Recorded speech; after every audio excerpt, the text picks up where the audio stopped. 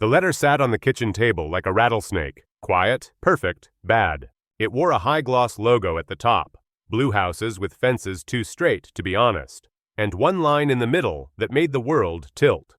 Your 1,500 acres, McAllister Ranch, are considered abandoned and transferred to a new owner by HOA action. The old clock over the stove clicked like it was counting breaths he didn't want to take. The smell of cheap Folgers rode the air. The light through the window came in thin as a blade and landed on his hands. They didn't look like his for a second. His father had called them good hands once, broad, sure, a lifetime of gates and ropes and engine belts in them. Now they trembled around a paper that didn't know anything about rain. He felt the land behind him through the walls, the way you can feel a big animal breathe, even when you can't see it. The land remembers, he thought. He was a veteran and a rancher and a brother. His name was Jack McAllister, and the ranch had been his since 15, longer in some ways. His name, his father's laugh, the brand on the right hip of every calf that came out into cold dark. He had put army boots on red dirt, black hat on sweat, walked fence lines under a sky that could make a man feel both tiny and proud. He fed cattle before sunrise because cows don't care about your mood. He paid taxes with checks that smelled like dust. He had a folder for receipts, oil-stained and honest. He knew where the water table behaved like a stubborn friend and where it sulked. This paper did not fit. He turned it over, the way people turn a card expecting a different story on the back. It didn't change. Abandoned. He had been on that land yesterday, the day before, every day. Who abandoned what? He heard a voice in his head, Tommy's voice, his younger brother, laughing when they were boys, and thought a creek was a river. Tommy was 20 years dead, and some days Jack could still smell the Old Spice he used to borrow too generously before church. The letter's second page had signatures at the bottom and a stamp that looked heavy. He needed to move. Movement was a kind of oxygen. He grabbed a hat, the good one with sweat salt in the band, and the letter, as if it might jump. He took his F-150 with the cracked dash and the stick of beef jerky in the cup holder and drove into town with the radio low, a preacher murmuring about forgiveness because Sunday hadn't learned how to mind its business. The road cut through a field of Johnson grass and new subdivisions that had names like the Trails at Dove Crossing, even though the only trails now were HOA-approved walking loops with signs telling you how far to walk for your heart. White stone, young trees, a splash pad where babies screamed happily while the parents looked like they were trying to learn to breathe in a world that would sell them breathing if it could. The HOA office was lodged in a building that tried to be a courthouse, but had a smoothie shop at one end. Inside, LED lights hummed a cold hum. There was a fake plant with perfect dust. The floor made a clean noise under boots, a noise Jack did not like. The receptionist had hair that didn't move when she did, and nails that turned everything she touched into a faint click. "Name?" she asked, not looking up. He told her. She glanced then, a quick slide over his width, his hat, the dried mud on the cuff of his Wranglers, like it was a language she only knew enough to get offended by. "We prefer hats off in the office," she added to the air. He took it off. He didn't say he preferred people not steal his life and call it administrative. Down the hall, a glass-walled room held 10 chairs and a long table. Half the chairs were filled. The people in them wore cardigans the color of baked cookies and smiles with tight corners. Olivia Grant was at the head, nails pale pink, blouse something soft and expensive. Olivia's children had grown up on birthday parties that smelled like chlorine and new cake. Olivia's husband had an executive jaw and a habit of putting his hand on the small of her back, like a brand when they walked into rooms. Olivia's face said, "Oh, of course," to police officers and banks and caterers. Today, her eyes did that bright thing when she saw him, pleased enough to shade into pity. "Mr. A. McAllister," she said, standing just enough to make sure he noticed she had stood. "We sent notice." "It came," he said. He laid the paper on the table. His hands did not shake now. "You used the word abandoned. I live on that land." A man in a quarter zip leaned back, chair legs squeaking the kind of squeak you only get from new furniture. "Our records show no activity for months. Fences down, taxes late, unsafe conditions. We have to protect the community, sir." "Sir like a tap." The security guy by the door adjusted his stance, 1 foot forward. Jack felt the old itch between his shoulder blades you get when somebody is measuring you. A woman in pearls whispered to her phone, "He's here." The room smelled faintly of lemon cleaner and cinnamon candles, the kind you buy 3 for $10 at Target. "Did you check the county?" Jack asked. He slid another paper across. "Taxes paid, fences recovering after the flood, and unsafe for who?" Olivia made a face that looked like disappointment got a manicure. "We're trying to elevate the area, Mr. McAllister. We've had issues with," pause, a careful purse of lips, "use." "Meaning?" he said. "Parties," she said, the word crisp as a cracker. "Noise. People coming and going at all hours. Trucks." "Trucks," he repeated, not trusting his voice. He thought of his father's truck, blue, wide, a tiny red radio light glowing at midnight roads. He thought of his own, laid up one winter under an oak so old it didn't bother to pretend. Quarter zip cleared his throat. "The covenant allows us to—" "This ranch is not under covenant," Jack said. "It predates your pamphlet by 100 years. A small laugh escaped someone. "Not cruel. Software." The sound of a person skimming a bad headline. "Do you know how fast a laugh can cut?" He felt it slice under his ribs. Olivia folded her hands. The nails did not click now. "We have a duty," she said. "A developer has offered to integrate McAllister Ranch into the trails. It's a generous plan. There will be a winery. Imagine weddings. Imagine what that does for property values." He didn't say he preferred cattle to wine. He didn't say his grandparents were buried under a stand of pecans on the west fence line where the ground sank a little after rain. He put his hat under his chair and leaned in until he could smell the peppermint gum she liked. "Who signed this transfer?" he asked. "Your representative of record," Olivia said. "Tommy McAllister." The room went quiet around the name, like hearing a hymn you forgot you knew. Jack's jaw tightened. He kept his voice in a box. "Tommy's dead," he said. 20 years. "There was a notarized affidavit," Quarter Zip put in. "We have it here." They slid a packet with tabs. He took it. The signature at the bottom moved like Tommy's handwriting had, a big M, small tail. He saw the date, the notary stamp, the name of a lawyer he had seen at his own kitchen table, Harper and Lane, over coffee and piles of tax bills. Same man who'd told him, eyes soft, "Don't worry, we'll keep it clean." Jack's neck prickled. The notary stamp was from a county 2 hours away. The date was the week of Tommy's funeral. The lawyer's signature at the bottom was precisely neat. He said a curse under his breath and stood. "Sit down, please," the security man said, one hand out, polite. He sat. He had learned in rooms with brass and flags that standing at the wrong time gets you carried. "I'm going to the county first," he said. "Your letter's wrong." Olivia's smile returned, that pity-lacquered thing. "Be careful," she said, tone sweet as a poison. "Deadlines are short. The commissioners vote Friday at 10. Tick. The clock in his head started. He left the room with his hat in his hand. No one offered to hold the door. In the lobby, a woman moved her purse to the far side of her chair and looked away like she had a back she needed to inspect. He noticed. He noticed everything today. At the county records office, a fan oscillated lazily like it had been told once it was possible to try. The clerk looked over the reading glasses, perched halfway down her nose, and pushed a clipboard at him with one finger. "Pull slips are on the left," she said.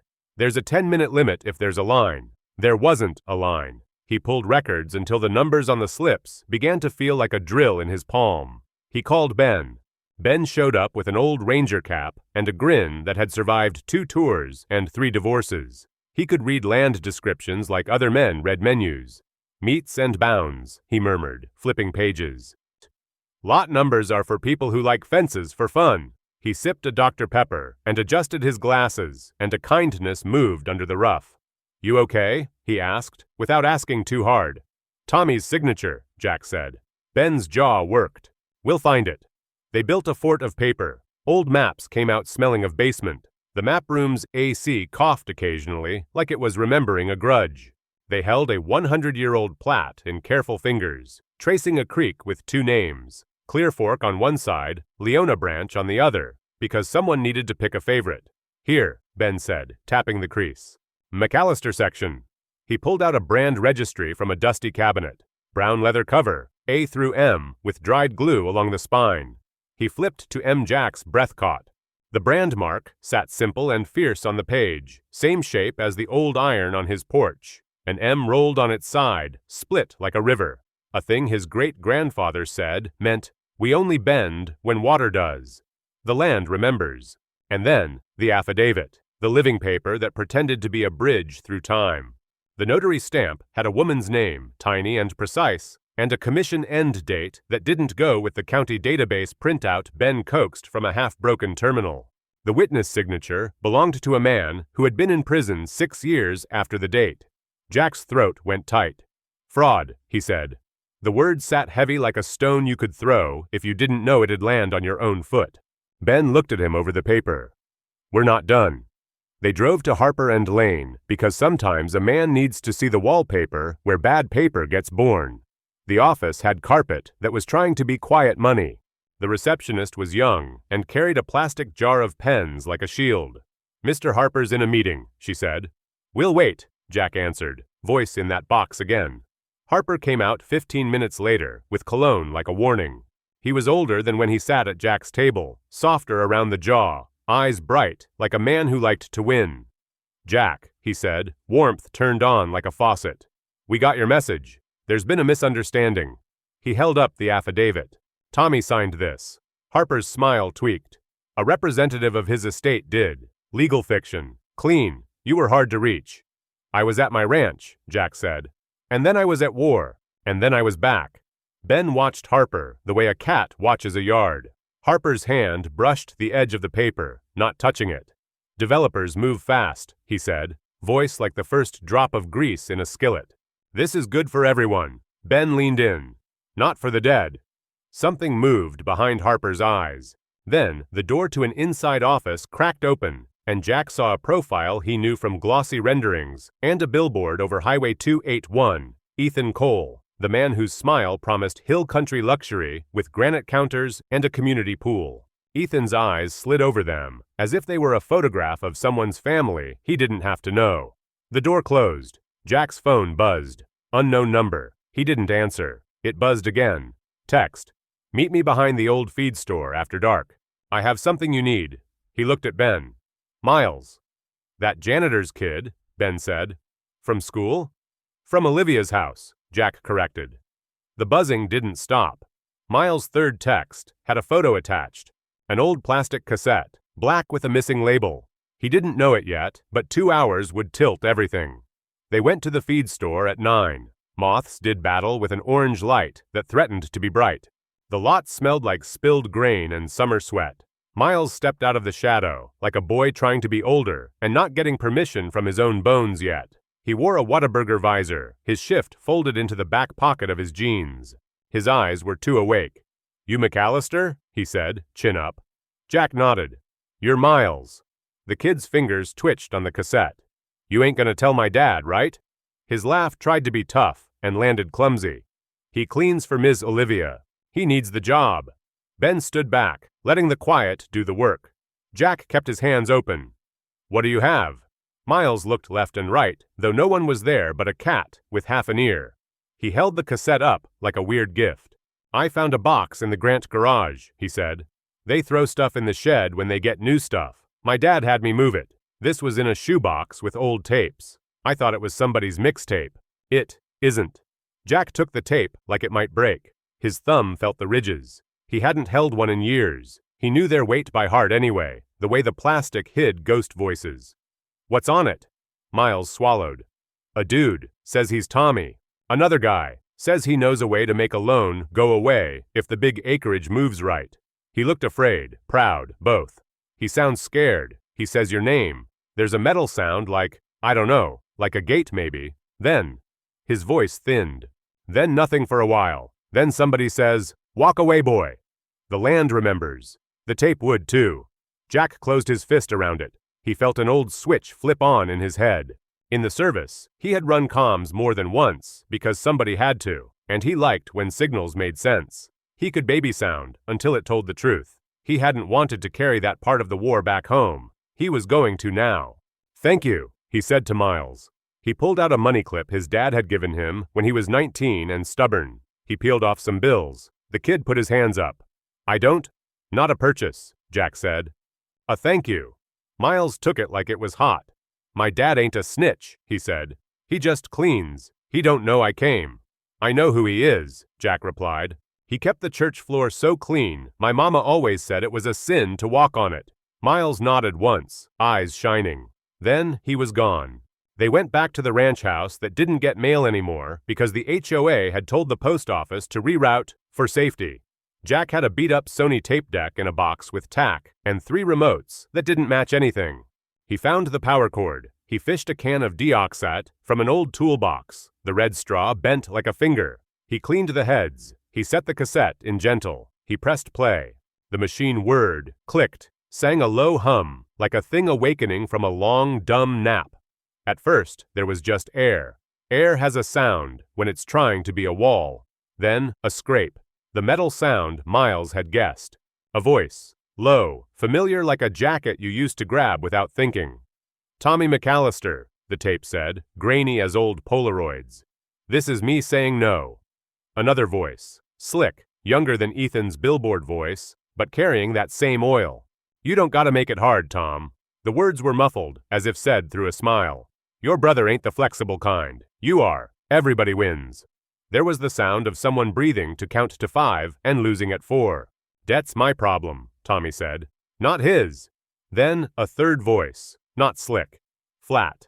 The kind of flat that belongs to men who do small, dangerous jobs badly for money and call it Tuesday. "Debt's all our problem," the third voice said. "Walk away, boy." The tape clicked, hissed, and for a second Jack thought he had lost it. He pressed the counter reset, breathed the way he'd learned when incoming starts. Not too fast, not too slow. He adjusted the tracking with a pinky and listened like he was trying to hear through a door thick with shame. Ben watched from the table with his elbows on his knees, hands clasped. The room smelled like dust and old oil, and the grease of 1,000 breakfasts. The window ached to be washed. Outside, a cow lowed like a tired story. "Can you clean it?" Ben asked. Jack's jaw tightened. "Yeah," he said.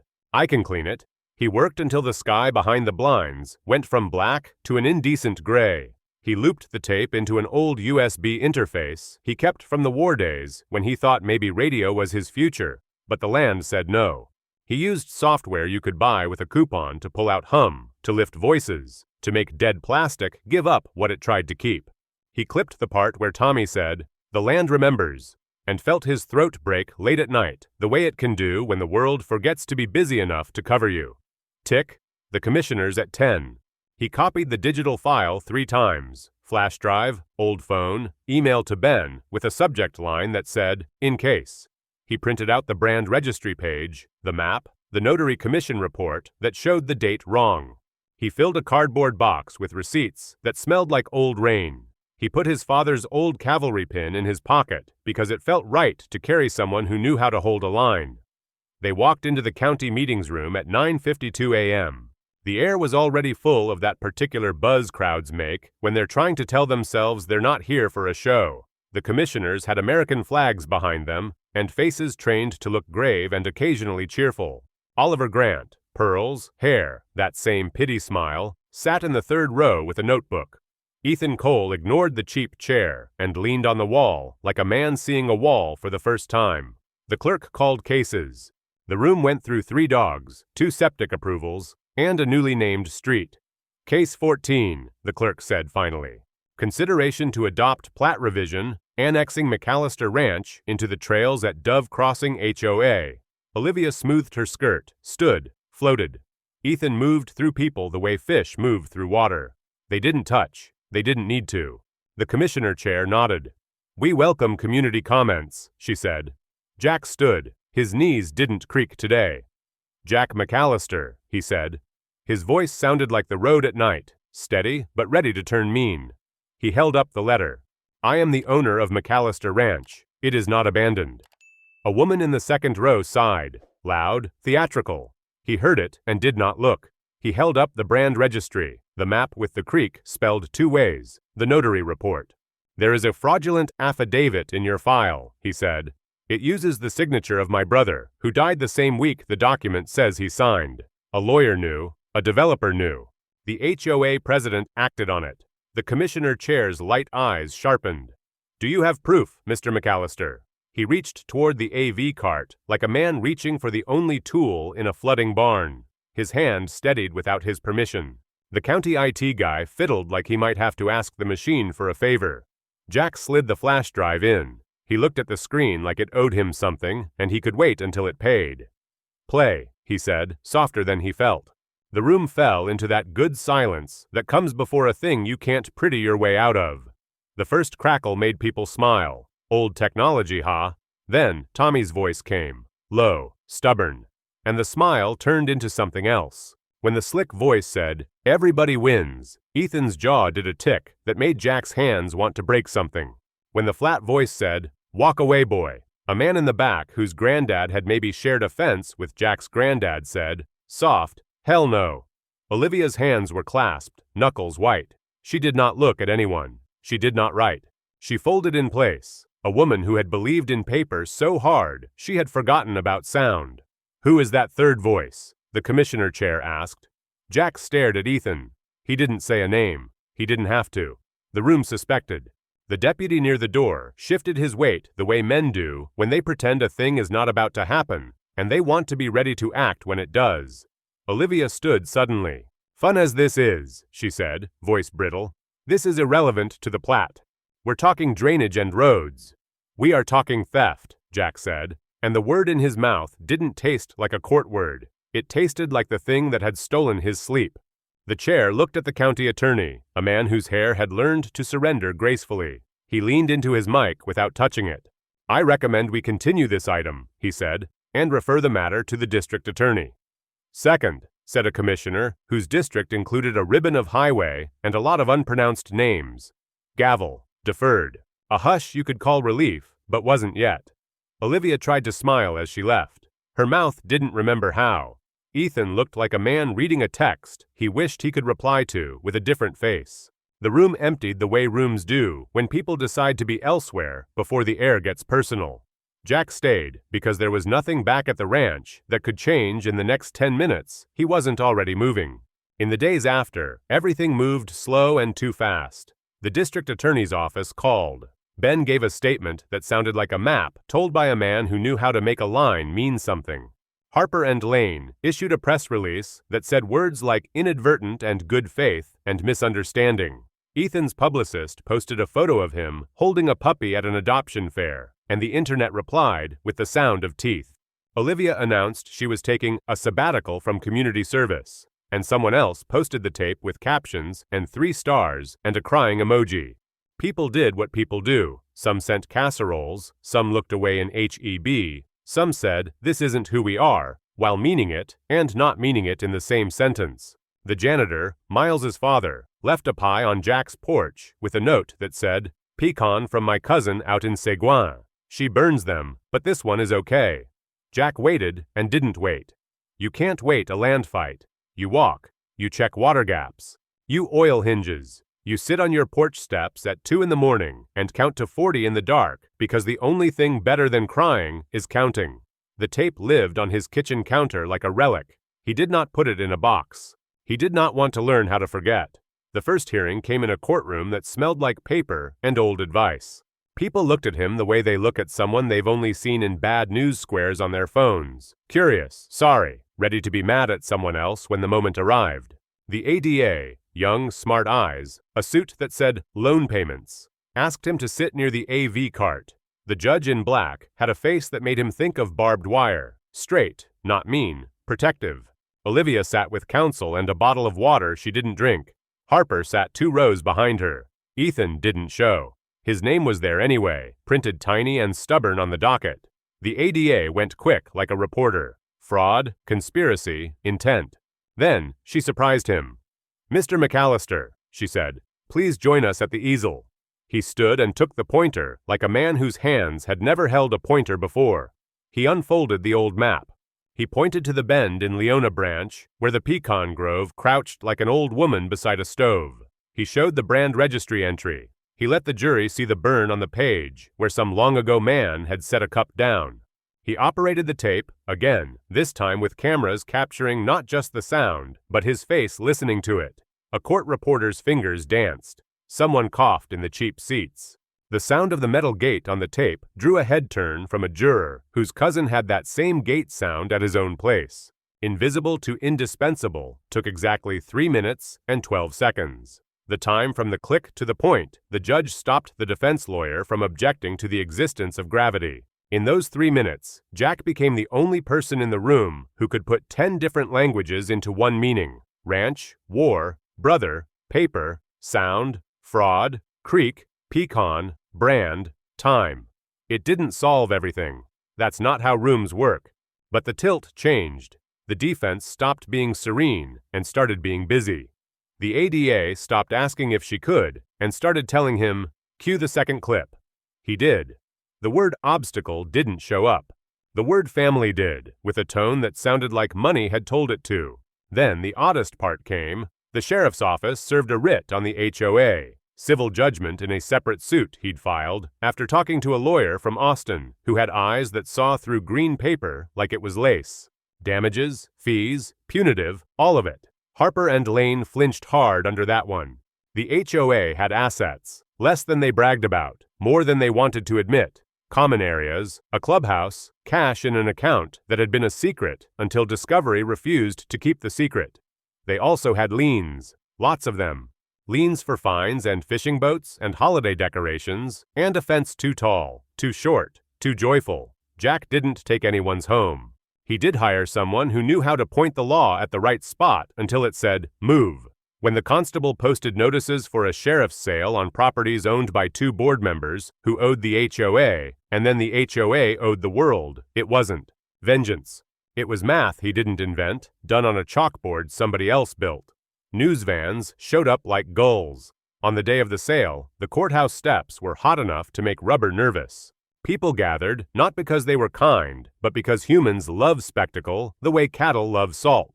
The deputy read from a sheet in a voice that made you think of church and DMV at once. Lot 7, Block 3, The Trails, Common Area Parcel, HOA Property. Opening bid equals judgment. Have you ever watched a person understand a word for the first time? Common. The board had thought common meant theirs. Somebody's whisper. He's selling the park. Not quite. He was selling the HOA's title interests to satisfy the judgment. The bidders would sort the rest. 2 developers sent interns in sunglasses. A family in a minivan raised a hand. A nonprofit called Safe Yards, out of San Antonio, sent a woman in a bright skirt who did not look like she would win, and did. Jack stood at the edge in his hat with his arms folded because it wasn't about his face anymore. Olivia arrived late, eyes huge and empty. She wore a cardigan despite the heat, as if decency were temperature. She looked at him and tried for a smile that had apology and accusation, both fighting for space. She approached and stopped 4 feet short, like there was glass between them. "You don't have to do this," she said. Her hand reached up and then down, touching nothing. He kept his words small. "I didn't," he said. "The court did. Tears did what tears do, made things look softer than they were. You sold my house," she said, voice little. "No," he answered. He pointed to the paper in the deputy's hand. "You did. You signed that, remember?" He didn't mean the affidavit. He meant years of fines for improper plantings and non-compliant doormats, and a neighbor whose son drove a truck at night that bothered her sleep. He meant how the machine she loved had an appetite she didn't notice until it chewed in her direction. She stepped back like the steps were broken under her. Her lawyer put a hand on her elbow. The crowd's sound thickened. He didn't watch her leave. He watched a family who had lost their spot at the Trails pool over a stupid fee raise their hands to bid on the HOA's clubhouse. He watched the nonprofit woman buy a strip of grass and announce her plan to plant a community garden with tomatoes and okra and 1 stubborn fig. The legal things kept their slow pace anyway. Olivia was indicted. Harper found himself in a bar tribunal where the ceiling tiles didn't make his voice safe anymore. Ethan's investors sent emails at 3 a.m. that read like therapy with numbers. The tape sat on a DA's evidence shelf in a bag with a sticker with a barcode that made Jack feel oddly like things mattered. In the HOA lobby, the portrait wall came down quietly, the way a person takes down a photograph of a person who moved out and didn't leave a forwarding address. 3 months later, the commissioner's court had a different item on the agenda. consideration of renaming HOA Clubhouse 1100 Olmsted to McAllister Hall Community Center, and approval of display case installation. The motion passed with 1 no, the commissioner who was worried about precedent and maybe about his next fundraiser. They moved the pool table, shampooed the carpet, opened the blinds. On a Tuesday, school kids in matching shirts walked through the door and read a plaque that said things about truth and place, and how paper is a tool, not a god. In the lobby, under a skylight that always leaked when it thought nobody was watching, they installed a glass cube. Inside, a warped black cassette, a copy of the brand registry page, a photo, black and white, of a young man standing in front of a gate with his hands on his hips, and a grin that might have saved a person if the person had wanted saving. Beside that, Jack's father's old cavalry pin and a binded notebook with Tommy's lists stamped on the front in gold letters, empty pages on purpose because someone in the room understood that some lists never get finished. People put their hands on the glass, like you do in museums, when you want your skin to know what your eyes are seeing. They didn't know how to act, so they acted quiet. The space learned a new word, common. It tasted good in the room's mouth. Jack didn't make a speech. The county said a few things. Ben nodded from the back with a half smile that he hid in the brim of his cap. Miles hovered at the edge, like he wasn't sure where to stand, then found himself next to the kids, pointing at the cassette with a face that said, "I did this, and I am both thrilled and terrified by that fact." Jack saw him and tapped 2 fingers against the brim of his hat, the way old men do when they want a boy to feel seen without making a fuss. After, he drove out. The land had baked in heat and waited. The cattle moved slow under live oaks that had decided to forgive the year for being itself. He parked by the pecans. He walked to the little square ground with the 2 stones that weren't fancy and the 3rd blank one he had never decided what to put on. He stood there and let the sun do what it wanted with his shoulders. "The land remembers," he said out loud, a sentence that had been a thread through everything and now felt like a blanket on a night you finally let yourself be tired. In the quiet, a truck passed on the county road. A cicada screeched its hinge noise. Somewhere, water did what water does, moved anyway. He didn't forgive the paper. He didn't forget. That was a different job. He took the old cavalry pin out of his pocket and set it on Tommy's stone just for a minute, metal warming against rock, then pinned it back. "You tried," he said. "I heard you." Back in town, the community garden at the old HOA strip put its first tomato on Instagram like it was a sonogram. A little girl with beads in her hair watered dirt with a cup because the hose was heavy and didn't listen. The nonprofit woman organized a swap where people brought seeds and left with recipes and a memory of a thing they didn't know they needed to remember. The trail's marketing brochure changed the font on elevated living and added a photo of a black family laughing by a picnic table because even money knows when a story changes. Racism didn't die. It never does. It changed shoes. But people noticed the way a chair didn't get offered automatically anymore, and then did. The way a clerk's eyes didn't slide past. The way a deputy said, "Mr. McAllister," without looking around to see who else might answer. The first meeting in McAllister Hall had folding chairs and lukewarm lemonade, and a boy with a skateboard who did not get told to go outside.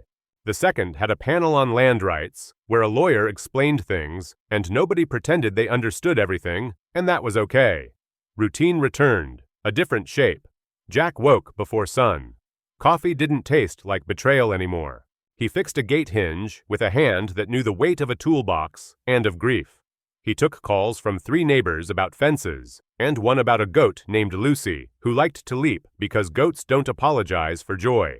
He said yes to a kid from the high school who wanted to interview him for a podcast about how adults screw up and what can be fixed. He said no to a cable show that wanted him to cry on cue.